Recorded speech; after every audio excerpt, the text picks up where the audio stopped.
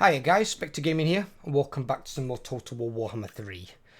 This is an Ogre guide on what to build in your Ogre armies, and to kind of show you a little bit how the Ogres work on the in-game map, so you know what you guys can and cannot build sort of thing, or the best way to build them.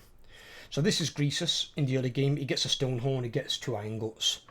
You know, you're going to put in some regular Ogres. The number doesn't have to be exact, it's just showing you a base idea. The main thing is, although he does buff Noblars, don't use Noblars. They are fucking terrible. They are absolutely terrible units. They work similar to that of a Goblin. And if you want to take Goblins into like a realm of chaos against one of the gods, good fucking luck, because you're going to get your ass kicked in spectacular fucking fashion. So, once, even in the early game basically, just get rid of the Noblars. Just get them out of there. The Ogres are much, much better troops. You do not need fucking Noblars. If you want to keep one unit in for like the Vanguard and Stoke purpose, be my guest, you know. But at some point you need to get rid of them. Especially if you're going to go for the Demon Souls. Because they will not help you down there against those armies in the survival battles as well. They're going to get fucking stamped on like a rat. This is more sort of mid-game looking sort of army. It might not be maxed out at 20, just an idea. So you've still got your Iron Guts in, loads of normal Ogres, and maybe some basic Man-Eaters. Man-Eaters, when you compare them to like your Iron Guts sure have got armoured, and they've got a lot of armour. But your Man-Eaters have got more melee attack and more melee defense and more damage. And more armor-piercing damage. And also, which I only just spotted, they're immune to psychology. So fear and terror. Where your Iron Guts are not. They cause fear, but they're still affected by a terror-causing unit. So they do have some distinct advantages. And then Greasus late game, you're looking more like this. I put a giant in there for a bit of flavour. You don't have to have the giant. You could put another stone horn in, or you could put in another unit of ogres. You will have a butcher because you want the cash replenishment for your army. And then the fire belly, he gives you increased chance to get magical items, but also he's got fire magic, which can be quite handy. And you'll need at least one caster going after the Demon Souls, into the Chaos God's realms, because these are one of the few units that can actually hurt the demons to a decent degree and get past that physical resistance. In Khorne's realm, they might still struggle a little bit because Khorne's also got spell resistance, which is a bit of an issue, but you are going to struggle a little bit down there anyway when you're fighting against demons who've got 20% physical resistance. It is going to be a little bit of a slog, so bear that in mind. It is going to be a bit of a meat grinder down there. Gorges, you won't take as many as you would do with Scrag, because Scrag benefits Gorges more and halves their upkeep cost, but you will take some. And these basically can do anything a Noblar can do, but are much fucking better. Because they've got Vanguard, they've got Stalk, they've got Unbreakable, they cause fear. They are amazing units. So 3 or 4 of these in every Ogre army, in my opinion, is a must. An absolute must. If you're playing Scrag's army, you'll be taking a lot of your army as Gorges. But I think that's just for Scrag himself. Secondary armies, you can kind of build this sort of makeup. And then try and get the blue upkeep reduction tree as much as you can, because these units are expensive. They are not cheap, but they are very good. I mean, look at these at base. They've got 40 melee attack, 50 melee defense. They've got 50 armor, so it's only 40 less than the Iron Guts. But then they've also got shielded, so they've got a 35% chance to block any small missiles. You won't have to worry about that too much against demons, but you will do if you come up against like Kislev and stuff like that. But they are very good units. You get these ranked up, they become really fucking nasty. Let's go on to Scrag. Scrag's early game. So Scrag's early game, you have 3 Gorges off the bat, you've got some Ogre Bulls, you know, get some guys in here.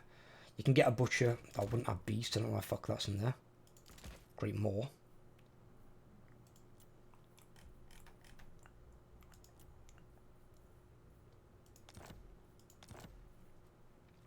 Beast is not a bad Lore of Magic, but it's not great. But it's not as good as the Great Maw. The Great Maw's got 2 particular spells down here. I will show you what they are. Oh, they're out here. There's this one, which is Bone Crusher.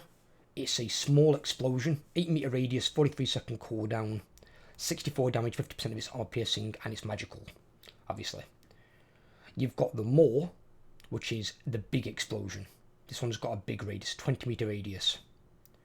And it's got 54 second cooldown, 200 meter range. So you'll be using a lot of these based on where you're casting it in the battle. And they will do a lot of damage to demons, which is what you need. Troll Guts is pretty good to replenish your units, and it's actually quite disgusting.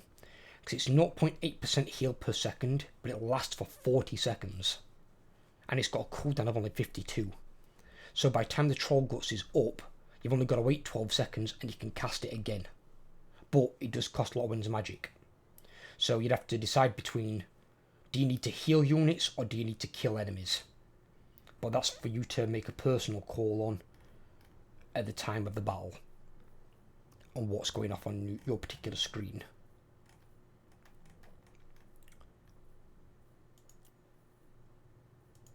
In Scrag late game, it'll look something like this. So again, you'll have one of each of these guys. There's no reason not to take them, because you're going to have the buildings they come from both, which is also important. I'll explain that in a minute. 2 Stonehorns, a shit ton of Gorges, 2 Manitas Great Weapons, because they're anti-large. So anything really big in the demon armies or what you might come across, you can put these against the correct enemy and they'll go to work. And then a bunch of normal man-eaters, with or should I say man-eater Iron Fists.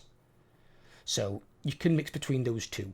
You haven't got to take these ones if you want to. You could take the normal man-eaters, but these ones having extra melee defense and the ability to block small missiles, because missiles actually do cause quite a bit of damage to ogres. Because of the large target as well, you'll find out that a lot of range units can fire over the head of their troops and hit your guys a lot easier when they're smaller units. So they can take a fair bit of damage. So that 35% chance to block small missiles is actually really useful, really helpful. Right. They're the 2 armies anyway, because that's kind of the quick part. This part, I will show you my Greasus one here. It's nothing particularly foreign because I'm not committing on these ones yet. I've got other things I need to do, want to do. But it just gives you an idea. You'll probably kind of spot it yourself. I mean, it depends on what you want to build in your armies. You can build range units into the armies if you guys want. I don't want to. Ogres are predominantly a melee species. They function better as a melee guy. They're not fucking high elves. They don't function great as a range unit. Join me. It's not a choice. Ogre tyrant. Make sure I don't die, right? Right. So, you've got your towns and cities. Obviously, this Great Hall of Greasus, this one's weird because it's got 2 resource buildings and you want both. That gives you 600. That gives you 600. Diplomatic relations go down with Old Kingdoms, but fuck that. And income from trade plus 25% faction wide. They are both really good. So you want both of those, ideally. Obviously, you're going to want a garrison-based building in some cases. So you're going to want something to up your defences. So you're usually going to go for your giant stones. You're going to go for this. You're going to get a big garrison alongside that to better defend your stuff. Makes complete sense. What you don't want to do is build recruitment buildings on your towns. Ogres only get towns, they don't get cities. So even if you take a city, it becomes a 4 set province. And that's because you build your buildings from your encampments. Your encampments kind of work like a Black Ark, but on land. But they can't be relocated. So they're stuck where they are. But they do have this big radius you can see here that applies its bonuses to your units in that range. And you can build more of these garrisons as you go along. You do need to make sure they have a garrison. Because when my friends found out, Mr. Overlord I'm talking about here, you know who you are, he built one with an Ogre Tyrant in, the Rift spawned in, a Khorne Demon Army came out and all they'd got was his Tyrant. And his Tyrant got dead. And so did his tier 3 encampment. So make sure you build an army. Because again, it functions like a Black Ark. A Black Ark spawns with just an admiral. You need to put an army inside it to help him defend the Black Ark. Because just like how you recruit from the Black Ark when you're playing Dark Elves, you don't really recruit from your cities anymore. You use the cities for capacity for your heroes, but you recruit from your Black Ark. Because it's easier to do so and they recruit at much higher ranks. Now here, with these, up to the top, well actually all of them to be fair with you, they give you minus 60% upkeep off the bat straight away. And then it's income from all buildings, faction wide. So, as it says, income from all non-camp buildings. You've got to bear that in mind. So it isn't this building here that gives you 1,000 gold, it's the non-camp buildings. So it's wanting you to build money-making buildings in your towns. So any of the provinces you take, maximise it towards making money and your defences. If you need some control in there, build a control building so you don't get rebellions all the time. But it wants you to do that. And bear in mind, this stacks for each encampment you've got. So it's 12% this one. Your second encampment, that's 24%. Then it's 36%. It stacks. And bear in mind, from Greece's initial province here, you're getting 1,200 from these two buildings alone. And then you can increase that for each encampment you've got with that building. So you can make a lot of fucking money on ogres. Now ogres you kind of need to because the units are quite expensive. With the exception of the ones inside the encampments. But that's because they don't move. They are a stationary army just to defend that encampment. But these are places you'll return to time and again to recruit new troops. You know, get some meat and stuff. And what I'll tell you now is the best way to build your armies. Or sorry, build your buildings so you can build your armies. Based on what I've shown you for the armies that I like to build. Because I've not gone with any cavalry. You don't need the cavalry as much. You can take some if you want to. It's personal preference. But bear in mind you've got all monstrous infantry. They can catch enemy archers. They can run them down. You're going to have things in there like Stonehorns, who again can catch them. They can run them down. So you don't really need cavalry. Cavalry might be okay to a degree on the open field. They're not amazingly great when you're attacking in siege and small set battles, in most cases. So it comes down to your personal preference on them. I mean,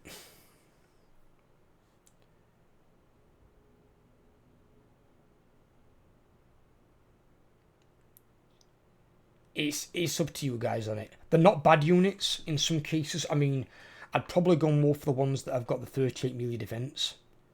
Because I've used these, and in the Demon Realms, they get fucked up. Big time. So you probably want the Mournfang Cavalry Iron Fists or the Crusher Iron Fists. For the most part. Because the Mournfang Cavalry weapons and the Mournfang Cavalry normal ones, they get eaten alive in the Demon Realm. They really do. They don't last that long. Now your Iron Guts aren't bad. They've got 36 melee defense, 36 melee attack. But I find that they aren't as good once you can get Man-Eaters. And even the basic Man-Eater has better stats and does more damage. And bear in mind they are immune to psychology. Those are not. Important to remember. So, you have this building to begin with, yes, that's fine. Ultimately, overall, you're going to build this building. You're going to build this building. Now this gives you +1 capacity for hunters. Hunters are your scouts. You don't want them in your army, you want them outside your army. They're going to be running around murdering enemy heroes and providing you with line of sight. That's what a hunter's job is. You get +3 to recruit ranks in the local province. So kind of like a function the Black Arcs have. So you can recruit units at higher ranks. Not quite to the same extent as them. This one here, you can unlock your fire bellies. You get +1 global recruitment, +2 local capacity recruitment. Bear that in mind what I just said there. Local recruitment capacity +2. You get +1 from being settlement building. So that's 3. You get replenishment here, which is always good to have. And the army ability gluttony. You can build both of these, so you take both. Upkeep -30% all units in the camp. So that's -90% for the units in the encampment. So they only cost 10%. So that's why you can build a full army in your encampment quite quickly. And then it's got something to defend it.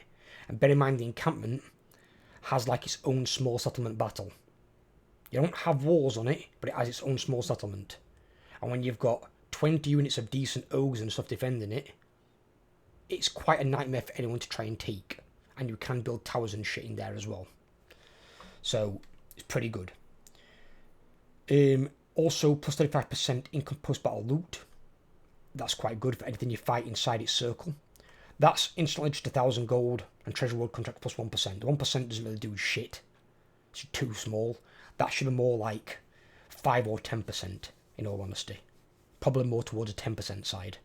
But income 1,000 gold is 1,000 gold. Meat generated 15 armies and circle of influence. So you're generating meat rather than costing meat while you're inside the circle of an encampment. Always a useful thing to have. This unlocks the recruitment of your butchers, and meat gained from battles +20% in the circle of influence, as well as leadership in the influence is +12. Hero capacity +1 for your butchers. Your butchers can have 2 laws of magic, beasts, and more. I always take the more over the beast personally. They've just got better spells. But you do want 1 in every army for the casualty replenishment, because otherwise units do replenish kind of slowly. It's better to have one of those guys in there. And then this one, +20 to your camp growth. It's kind of the building you want to focus on earlier on, so you can get your camp up them higher tiers more quickly. But also, local recruitment capacity +2. Now, as you can see here, if I go on here, Great Hall of Greasus camp. I've only got 1 recruitment slot. I'll eat any challenger. Only got 1 slot. Because I'm getting rid of the ones that are here. I'm building my money making stuff. So there, I'm actually going to build my walls. Build my walls there. Defend it. Get me send some more defense. So with this one always giving you 1, which I do think is quite stupid personally, I would have thought they would have changed this. I can maybe understand it giving you +1 recruitment up to tier 3, but then tier 4 and 5 should probably give you +2. They shouldn't give you the same all the way through from bottom to top. That's kind of stupid. Same with the growth as well. The growth like stays static at 10. I mean, even if you're going to give it an increase of like 2, you know, that'd be 12, 14, 16, 18. You know, give it an increase.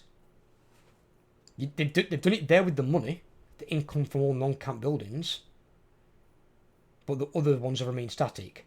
Now, if they're giving you -60% here, fair enough, that probably shouldn't get increased. But then they could have always lowered it to like 50, and then gone 52, 54, 56, and then 60 for the top one. They could have gone like that as well. But there should be some incremental increases on this building. There's not, and it's really weird. But that gives you +1 recruitment, which is all I've got at the moment. When I get onto here, I get 1 base. I get my 2 there at tier 4. That's what you're wanting. So that gives you then 3 units you can recruit. Down here, you get 1 on this. So that's 4. Obviously, you're going to get this before you get that. So you've got 2 initially. Once you get to tier 3, you get 2 from that. So that's going to give you 3, and that's going to give you 1. And then can recruit 4 units in a turn. When you get to tier 4, you'll be your final one, you can recruit 5 units in a turn. So these 3, well, obviously main building you've got to have, but this one and this one, keep them. You need to have them in your encampments. Just for the recruitment capacity alone, because you can't recruit that many units otherwise. It's a bit on the slower side. So what you will initially do is you keep this for the beginning. You do want this. You do want this when you come across them. When you can get this, get rid of this building. You don't need it anymore. Because the only units on there you'd probably take anyway would be Iron Guts. And the Man-Eaters, in my opinion, are just much better. So you can get rid of that and then you can build this building. And you've got 3 recruitment buildings. Now, if you've got 1, 2 and 3, you've still got 6 recruitment slots. And you know what? You've got 6 buildings. 1, 2, 3, 4, 5 and 6. You can build all of them. So you can have all 6 of these in every encampment. In every encampment. And then you're missing just 2 buildings. The cavalry one and the basic infantry one. They're the only ones that you're missing. And this one's way more important than this one if you had to go between the 2 basics. Because you can get Gorges, which are like one of the best units in the game at the moment. You can get Giants and Stonehorns. And you also get your Scout-based hero, who can stimulate growth as well. So if you need to grow up an encampment a bit quicker, you can increase the growth on him and leave him in the area. So that's kind of how you want to build your encampments and how you want to build your armies if you're going the melee route. If you're going a ranged route, there's other armies you can build, or if you want some more cavalry in there, you can take some units out, building some cavalry. But I wouldn't recommend taking too many. If you're going to take cavalry, 3 or 4 units at the most, just for your flanks. You don't want more than that, because they don't perform as well as you might think. And when you're in the survival battles for the demon souls, you're basically waiting for the enemy to hit your line. So they're not actually good in there really at all. So you need a front line that can take it. You really do. But the Ogres are good. They are a good faction. They have got a lot of potential. I can see some units that are missing at the moment that are probably going to get added in later DLCs. But I like what they've done with the Ogres. The Ogres are very good, and they can make a lot of fucking money. Especially once you get these encampments rolling. And if you build up all your towns correctly, they can make a lot of money. A lot of money. I mean, even on the basic side, if you don't include his basic shit, his resource stuff, even on here you're talking, there's 150 gold there. I mean, you've got meat there, but I would never build that. Never ever build that. Minus 50% income from Auburn's local region. That is not worth building. Not when you can have an encampment nearby that can build your stuff. There's no reason to ever build this building. It's complete waste. You've got control and corruption there if you might need it for the secondary building. You've got growth and some replenishment there if you think you're taking a bit too much damage in the area to replenish troops a bit quicker. There's also another defensive building if you think it's going to be getting attacked a lot. Gives you 2 more units and some more defensive supplies. So you've got a little bit of mix and match. But in most provinces you'll probably end up seeing, because you've not got these, you're going to see that in every province. Probably your control and corruption, and then probably your walls are going to be your basic buildings. If you have another building that brings in money, build that in place of the control building. Unless you absolutely need the control building. But usually, since settlements have multiple towns and cities, you can always build that in another one for the aid of that instead. So then your town as well as that are going to get increased. And it's going to be for every single one. So you're going to pull in some real money with the Ogres. And they can make some nice trade agreements. Because Ogres are a neutral faction, they can trade with literally anyone. Evil or good, they can trade with both. Obviously, if you get traded against with good guys, evil guys don't like it. When you get traded against with the evil guys, the good guys don't like it. But you can stay pretty much neutral. And you can get traded against with both of them. As long as you don't jump into a war where one's at war with one of the others, but you're basically choosing a side, you can basically remain neutral most of the game. In a lot of cases. One thing I would suggest is, in some cases, check out who you're going to attack and who they might have alliances with already or in the later game. The early game you're probably okay, but in the mid to late game, see if anyone's got like a defensive military alliance, so you don't go and get yourself in a war you don't want to be in. Because you can make in a shit ton of money. And always, always, always, always build a fucking garrison in here to defend your encampment. Never leave it undefended, unless you are using it as a flash garrison, a flash encampment. So like, if I went out into an enemy territory, and I wanted to pop a encampment here, purely just so I don't cost any food while that encampment's there, I can go in, destroy this, take this. You can then always destroy the encampment. You haven't got to keep the encampment. Sometimes you can use it that way. So it's up to you how you want to use your encampment buildings. Bear in mind as well that you get one there at the start. I think you get what? I think is it one on each one of these.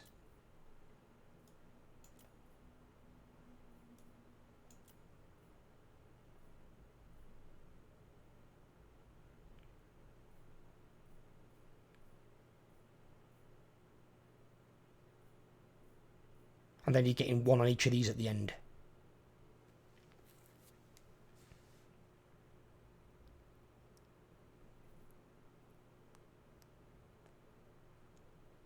So, just bear in mind about how many you can have. Because you've got your 1, that's 2, 3, 4, and then 5, 6. So, it's similar to that of Beastmen. It's very similar in terms of their quantity of herdstones. Their herdstones aren't infinite. They can only have so many herdstones. So, it's the same as that. You can have like 6 encampments. They might do some tweaking with it in the Immortal Empires, I don't know. But I don't see being able to get infinite amount of encampments. So you want them placed in key areas to defend your stuff in your key provinces that you control. Or that you're on the rim of attacking. So if you're attacking, say, here, you might want one here. And then you build a full garrison inside it. Because that can actually defend itself better than most of the towns. Because you can build a tailored garrison in it and build all decent units. Because with the correct buildings, you've got minus 90% upkeep. And then you can use the massive like area it's got to launch assaults into an enemy area. And then you can always come back and recover, gain meat, so on and so forth. In some cases it might be a good idea to always leave one encampment available. So basically, if you can have 6 encampments, I want to build 5. Leave that 6th one as a flash encampment for where you may or may not want to go, sort of thing. So if you need it suddenly in an area, you can pop one down, regain meat, take yourself out of a tricky situation. So just think about what you're going to do with the encampments. But they are more in need of protecting than the towns. They can help the town generate more money, but they are where you recruit your troops from, your best troops. You don't recruit your troops from towns. So don't build any recruitment buildings in your towns at all. It wants to be purely like money, growth, defences, or control in terms of the towns. So you don't really want any of these buildings. They're not worth building in your towns at all. Resource buildings, yes, depending on what they're giving you. Always at least 1 defensive building. And then ideally 2 of these buildings here. Based on what you think you need more. Well, just not this one. Don't ever build that one. The meat locker's stupid. Because that's counterproductive to what you want. You want money coming in. not having your money halved. So don't ever build that one. There should always be enough meat and an encampment nearby where you can go in there and gain meat. And the encampment itself has a building that generates meat. My gut is law. You've got this one. So meat generated 15 armies and circle of influence. So you don't ever need to build the meat building. So call it, ignoring the resources, you're basically looking at, you've got a total of 5 buildings. You've got this one, and then you've got this one, and this one on the end. So that's growth and replenishment, that's income, that's control and untainted, basically. And that you've got your garrison buildings here.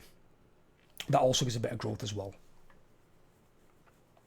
But since you're only growing to tier 3, getting to tier 3 doesn't take that long. It's quite a quick process. But just be mindful of how the ogres work, what you're building. Losing the towns in this game isn't like it is with other factions. With other factions, losing your towns and cities can be really, really debilitating. It can even end your campaign. For the ogres, it's the other way round. It's not losing your towns, and they only are towns, they don't get cities. For the ogres, it's losing your encampments. Your encampments keep your army afloat. Because one, they have an army in them themselves when you finish fully recruiting one. And it's got all your best buildings. All your best buildings in there. So you can recruit your heroes from there, all your best units from there, everything's from there. Your encampments are your foundation of the ogre race. Not these little towns. So at least you can place these encampments where you want to actually control zones. So like, here's a crossroads. I just built this one here for the purpose of showing this in this guide. You could build one there, and then any army coming down here, down here, down here, your encampment's in the way. And if they're not an ally, they've got to fight your encampment. And if your encampment's got a 20 stack garrison, that encampment's going to be fucking hard to shift. So you can block off certain areas of the map, and you can use the encampments offensively as well as defensively. So if you build them in the right locations. And then let's say you do have buildings you want to protect for whatever reason. Say they do bring in a lot of money like Great Hall of Greasus. You can build encampments at like the base of the mountain here. You can build one up here. You can build one, you know, over here. You can block off areas so enemy armies that want to come to you that haven't got underway. I've got to come through your encampments first. So you can protect your shit in a more forward holding. So they do have quite a bit of flexibility. They kind of remind me more of base building in Age of Empires, where you can build your town centre wherever you want. It kind of reminds me more like that. You don't start with one pre-built, you can build it where you choose to. So you can find a nice resource area, but build off the beaten track where an enemy player or faction might come looking for you. And because they don't know you're going to be there, it might take them longer to find you. And then in the case of this here, you can, if you can escape with one ogre army, say you're in a like a disaster campaign, where the enemies will just keep on coming, they're like a fucking tidal wave. So what you can do is you can just fuck off to some far-flung corner of the map and build an encampment. One encampment, you can rebuild your entire race. Just one encampment. From there you can rebuild everything you need. Admittedly, if it's a new encampment, yeah, you've got to start from scratch. But you can build that away from anything. And they can't follow the normal pathway to try and find where your encampment is. You could build it in the middle of a fucking forest somewhere. They've got to go looking for it. If it's nowhere near a town or a city, they're going to struggle to fucking find you. So you can make it very difficult for them with placements of their encampments on both sides. But I hope you guys have enjoyed. I hope you've taken something from this. If you do have any questions, leave me a comment down below and I'll try to answer it as best I can. If you liked it, give me a thumbs up. If you're new around here, please drop me a subscription. Really appreciate it and it helps grow my channel. And all my links are down below in the description as well. Take care everyone and have a great day.